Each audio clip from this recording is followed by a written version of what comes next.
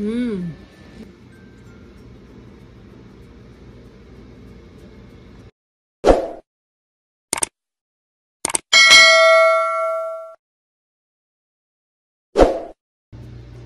Hello guys! Kumusta na po kayo? Welcome back po ulit sa Luto Pinoy sa America. And for today's video po, tayo naman po ay magluluto ng Vietnamese egg rolls. Ito po yung mga kakailanganin nating sangkap para sa atin pong Vietnamese egg rolls. Meron po tayo ditong finely chopped na cabbage. Kailangan po kasi natin ng mga pinong paghiwa po sa ating mga gulay para po pag pinirito natin maluto po na maayos. Tapos meron po ako ditong vermicelli noodles, yung tinatawag po nilang sotanghon. 2 rounds po yan at binabad ko po sa tubig para po lumambot siya. Meron din po tayo ditong shiitake mushroom, yung ating carrot, ground chicken, white onion, soy sauce, oyster sauce, black ground pepper, garlic. Tapos ito po yung ating sesame oil. Gamit po tayo ng pangprito. Ito po yung ating cooking oil at yung ating pambalot sa ating lumpia na Vietnamese egg rolls. At para naman po sa ating dipping sauce, kailangan po natin ng crushed red peppers, white sugar, patis. Meron tayo ditong warm water. Tapos yung atin pong shredded carrots. Tapos konting cilantro, pero optional lang po yan. At meron po tayo ditong lemon juice. Okay guys, pag-check nyo na lang po sa description below. Lahat po namang kakailanganin nating sangkap, isusulat ko po lahat doon. At sa mga bago po dito sa aming channel, sana po mag-subscribe kayo sa Lutong Pinoy sa Amerika. Mag-umpisa na po tayo sa ating pagluluto nitong ating Vietnamese egg rolls na masarap po na appetizer. Thank you so much po. Unahin na muna po natin i-mix yung ating dipping sauce.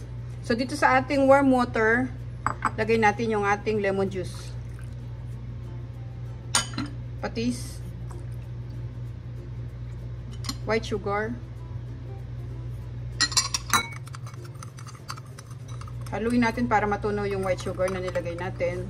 Tapos lagay ko na po yung shredded carrots at saka yung cilantro.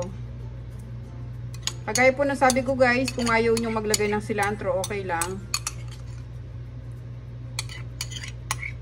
optional lang naman po yun Tapos mix na po natin yung ating chili flakes or yung crushed red pepper flakes. Ito na po yung ating dipping sauce. I-set aside muna natin siya. Okay, dito sa ating bowl, ilagay po natin yung ating noodles.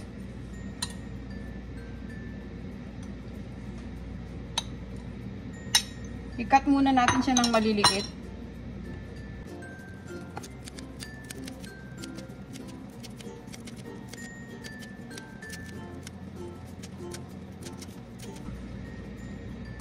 Yan, pwede na yan.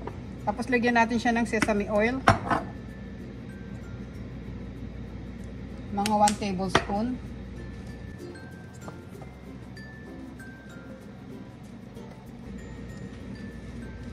Ngayon lagay natin yung ground chicken. Buhos na po natin yung soy sauce, black ground pepper, yung pong ating oyster sauce,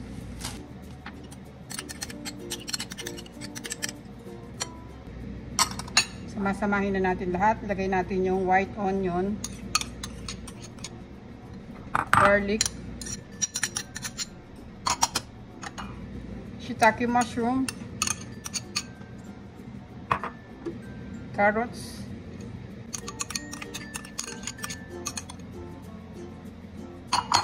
at yung cabbage natin.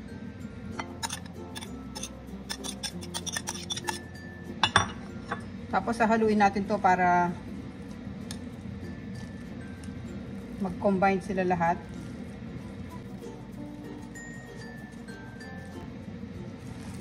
Gumamit lang ako ng gloves guys para maihalo natin na maayos.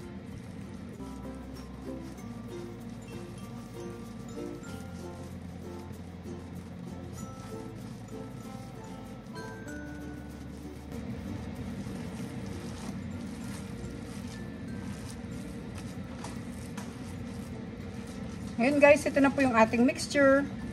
Pwede na natin siyang balutin.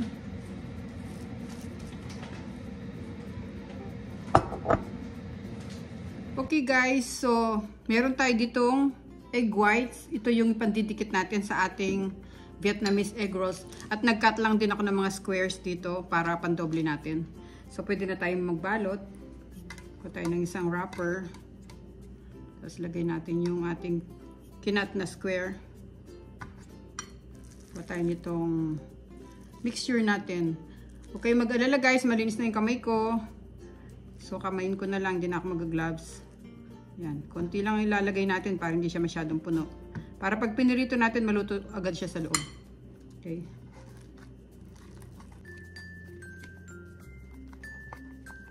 Diyan natin ng egg whites dito.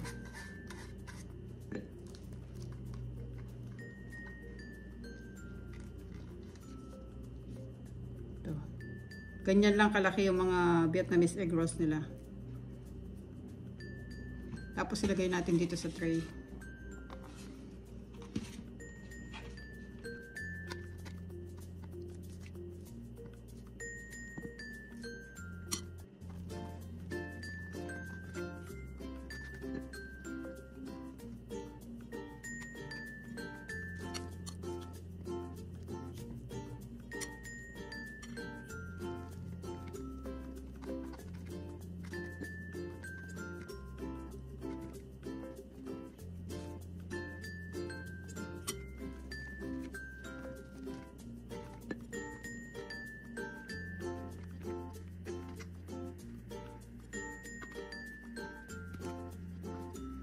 Okay guys, ito natapos na natin yung ating mga Vietnamese egg rolls. Pwede na natin silang prituhin.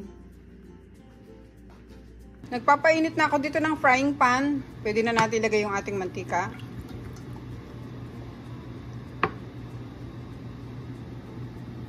Okay guys, maglagay na tayo. Mainit na yung mantika natin.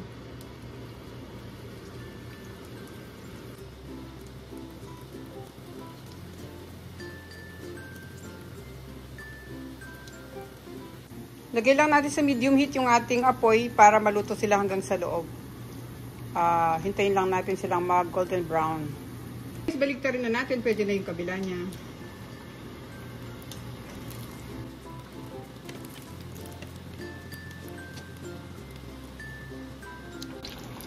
Okay guys, luto na tong mga inuna nating pinirito. Lalagay ko lang sila dito sa malinis sa paper towel para tumulo yung kanilang excess oil.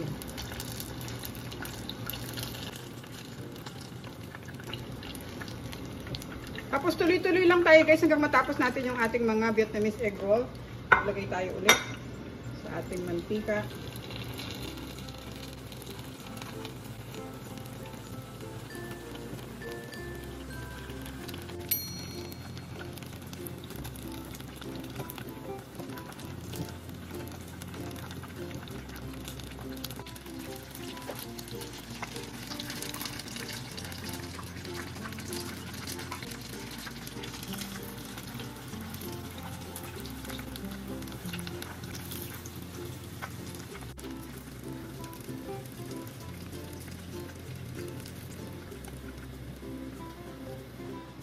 Okay guys, off na natin yung stove kasi tapos na yung ating mga Vietnamese egg rolls.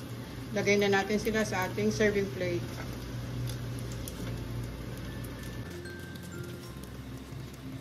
Okay guys, ito na po ang ating recipe for today, ang ating pong Vietnamese egg rolls.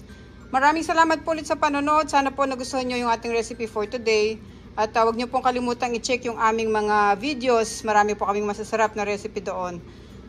Taste test po natin tong ating ginawa guys. Thank you so much for watching. At po tayong lahat. God bless po. Kung nagtataka po kayo bakit meron akong lettuce dito, kasi po ganito po kainin yung ating Vietnamese egg rolls. Papakita ko po sa inyo.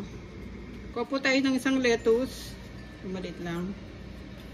Yan. Tapos balutin po natin tong ating lumpia or yung ating Vietnamese egg rolls. Tapos dip po natin siya dito sa sauce.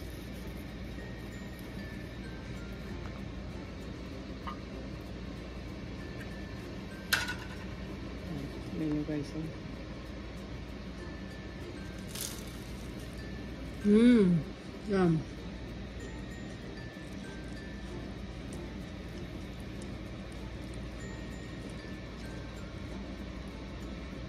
Ganito po nila ito kinakain. Binabalutan po nila ng lettuce.